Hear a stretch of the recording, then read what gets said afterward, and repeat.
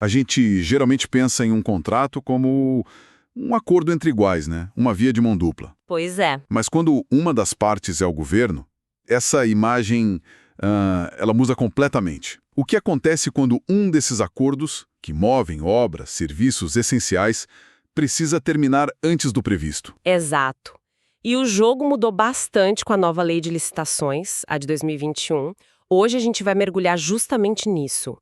Como um contrato administrativo pode ser extinto. Certo. A nossa fonte é uma análise bem profunda de direito administrativo sobre essa nova lei.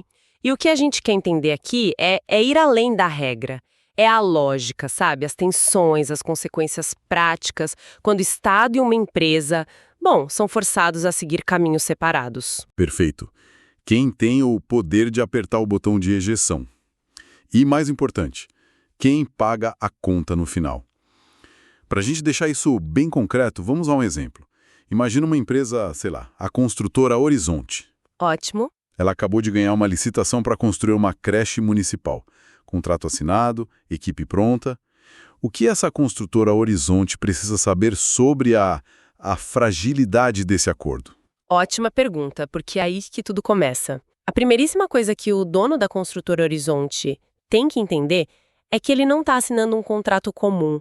Ele está entrando no que a gente chama de contrato administrativo. Ok. E a relação aqui não é horizontal, de igual para igual. Ela é Vertical. vertical. Isso quer dizer que o governo está, por definição, um degrau acima da construtora. Como é que isso funciona na prática? Soa meio intimidador. É intimidador e é intencional. A lei dá para a administração pública um conjunto de ferramentas que a gente chama de cláusulas exorbitantes. O nome já diz tudo. Exato, o nome entrega. São poderes que exorbitam, que vão muito além do que seria aceitável num contrato entre duas empresas privadas, por exemplo. A justificativa para essa superioridade é sempre a mesma. A proteção do interesse público, o bem-estar da comunidade, em tese, se sobrepõe ao interesse comercial da empresa. Entendi. Interesse público é a palavra mágica. Mas que tipo de poder isso dá para o município no nosso exemplo da creche? Eles podem simplesmente mudar o projeto no meio do caminho? Exatamente. Uma das cláusulas exorbitantes mais clássicas é essa: o poder de modificar o contrato unilateralmente. Se no meio da obra a prefeitura percebe que, sei lá, a demanda por vagas é maior do que o previsto, ela pode exigir que a construtora Horizonte adicione mais 2 salas de aula. Espera um pouco. Isso parece uma receita para o caos. A construtora fez todo um planejamento de custo, de material, de mão de obra, e o governo pode chegar e mudar as regras do jogo.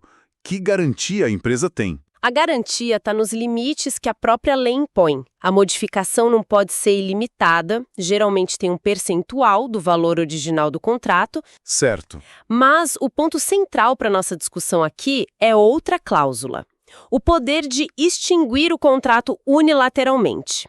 Essa é a ferramenta mais drástica de todas.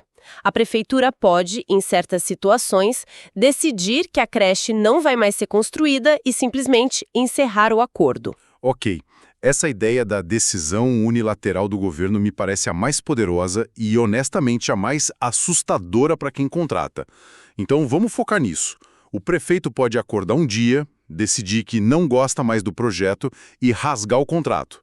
Quais são as regras que limitam esse poder? Não é um capricho, não pode ser. A nova lei é bem clara e estabelece caminhos específicos. Existem 3 formas principais de extinção. A primeira é essa que a gente está falando, o ato unilateral da administração. A segunda é a forma consensual, onde a construtora Horizonte e a prefeitura sentam, negociam e concordam em terminar. E a terceira é por uma decisão de fora, seja de um juiz ou de um árbitro. Entendi.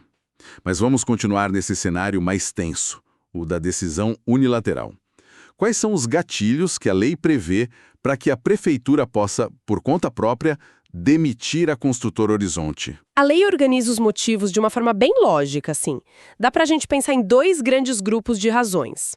O primeiro grupo é quando a extinção acontece por motivos que não são culpa direta da administração. Certo. Geralmente a culpa é do contratado ou de alguma força externa. Ou seja, quando a construtora Horizonte pisa na bola ou algo totalmente inesperado acontece. Perfeito. O motivo mais óbvio é o descumprimento do contrato. A construtora atrasa o cronograma sem justificativa, usa material inferior, abandona a obra.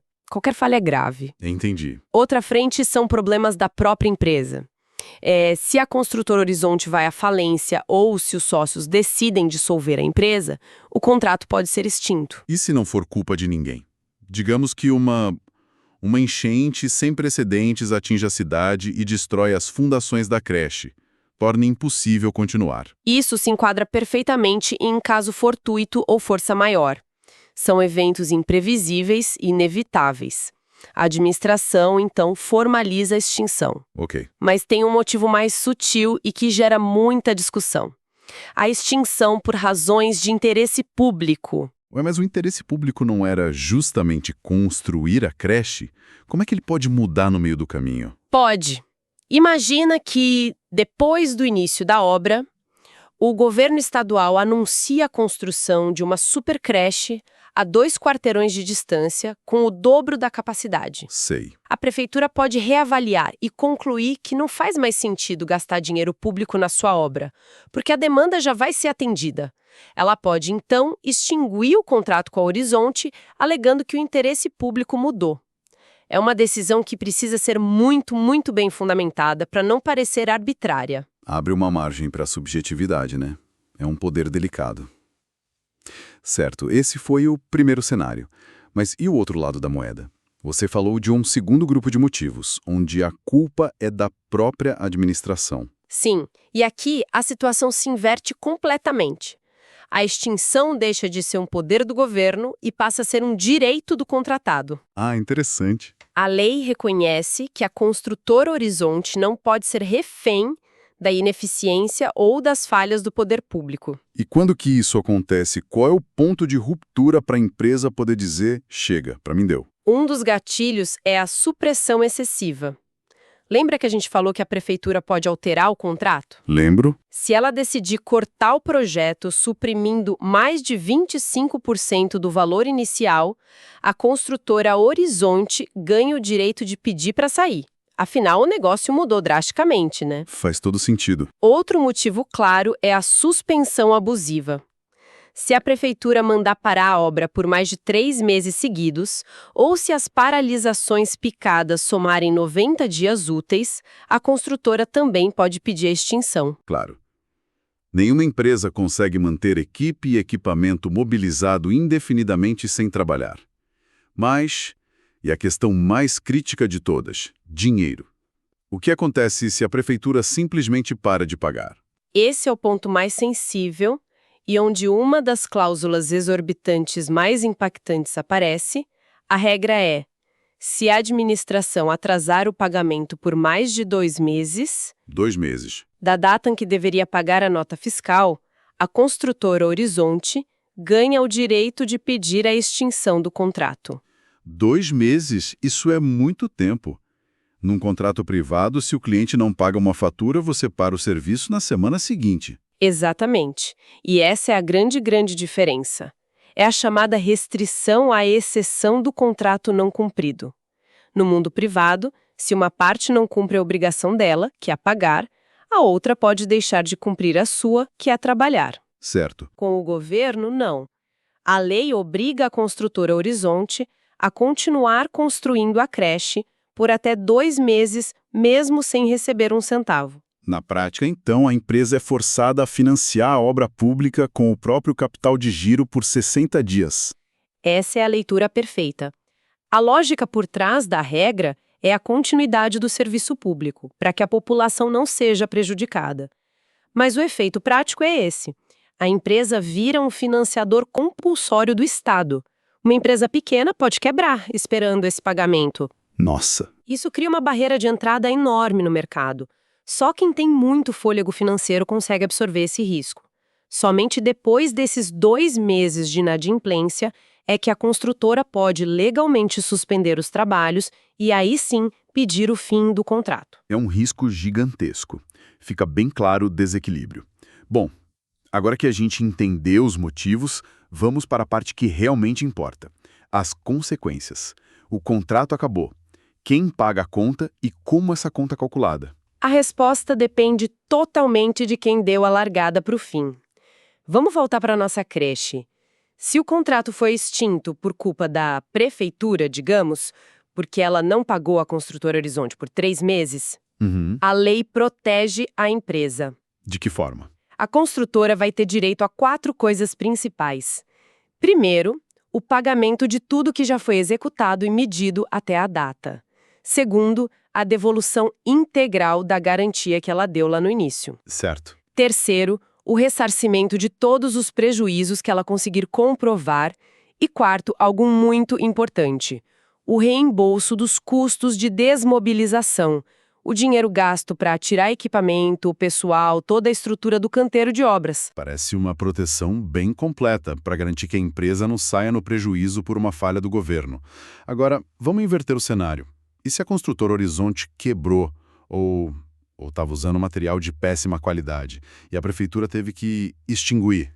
Aí o cenário é brutal para a empresa. A primeira medida da administração é a assunção imediata do objeto, ou seja, a prefeitura toma controle da obra no estado em que ela se encontra. Imediatamente? Imediatamente para garantir que o projeto não se deteriore. E aqui entra outra cláusula exorbitante poderosíssima. Imagino que seja algo drástico. É a ocupação provisória. O governo pode legalmente ocupar o canteiro de obras, usar os equipamentos, os materiais que já estão lá e até o pessoal da Construtora Horizonte para dar continuidade ao serviço. Uau! Pensa num hospital terceirizado cujo contrato foi rompido por fraude. O serviço de UTI não pode parar um minuto. O governo assume a operação para garantir que ninguém morra. É uma intervenção duríssima. Basicamente, o governo pode usar a estrutura da empresa contra ela mesma. O que mais acontece com a construtora nesse caso? As punições financeiras são severas. A prefeitura vai executar a garantia do contrato para cobrir parte dos prejuízos. Ela também pode reter créditos, ou seja, se tinha algum pagamento pendente para a Construtora Horizonte, esse dinheiro fica bloqueado. E, claro, a empresa ainda fica sujeita a multas e pode ser proibida de contratar com o poder público. Fica claro que as consequências são o espelho do motivo. Mas tem uma outra situação. E se o problema não foi na execução, mas na própria origem do contrato? Se descobrem no meio da obra da creche que houve uma falha grave na licitação. A única saída é implodir tudo e começar do zero. Essa é uma questão excelente, porque a nova lei trouxe uma mudança de mentalidade importante aqui. O problema que você descreve é o da nulidade contratual. Certo. A visão tradicional era: se tem um vício fatal na origem, o contrato é nulo e seus efeitos devem ser desfeitos. A anulação era quase automática. E como é agora? Hoje, a palavra de ordem é saneamento. A lei diz que sempre que possível deve-se tentar corrigir a falha em vez de anular o contrato todo. A anulação total virou a última opção, a última ratio. E quem faz esse julgamento? Quem decide se o erro é consertável ou não? É o gestor público, o prefeito, o secretário. E essa não pode ser uma decisão só burocrática. Ele é obrigado a analisar o interesse público de forma concreta, pesando as consequências. Entendi. Ele tem que se perguntar: o que causa mais dano para a sociedade? Anular o contrato e deixar um esqueleto de creche pela metade por anos? Ou encontrar um jeito de corrigir o erro e permitir que a obra termine? A lei exige que ele considere os impactos econômicos e sociais. Mas e se não tiver jeito? Se o erro foi uma fraude, por exemplo, e a anulação é inevitável, como ficam os pagamentos? A Construtora Horizonte perde tudo que já investiu? Em regra, a nulidade tem efeitos retroativos, como se o contrato nunca tivesse existido. Mas, obviamente, não dá para desconstruir 50% de uma creche. Claro. Então, para evitar que o Estado se enriqueça ilicitamente, a solução é indenizar o contratado por aquilo que ele já executou e que vai ser aproveitado pela administração. Mesmo com o contrato sendo nulo? Sim, a não ser, e essa é a grande exceção, que a própria Construtora Horizonte tenha sido a causadora da nulidade. Se ela participou de um esquema de fraude na licitação, por exemplo, aí a história muda. Nesse caso, ela não só não recebe nada, como ainda terá que ressarcir os cofres públicos. Ok, vamos amarrar as pontas. Fica claro para mim que a extinção de um contrato com o governo é um campo minado. De um lado, o Estado tem um poder imenso, unilateral, justificado pelo interesse público. Do outro, a nova lei parece ter criado mais salvaguardas e direitos para as empresas. Exatamente. Há uma tensão constante entre a prerrogativa do Estado, as cláusulas exorbitantes, e a necessidade de segurança jurídica para quem investe e trabalha para ele. O direito de uma empresa encerrar um contrato porque o governo não paga mais de 2 meses é um reconhecimento importante desse equilíbrio. Assim como essa nova mentalidade de tentar salvar um contrato com problemas em vez de simplesmente anulá-lo, sempre pensando no prejuízo final para a população.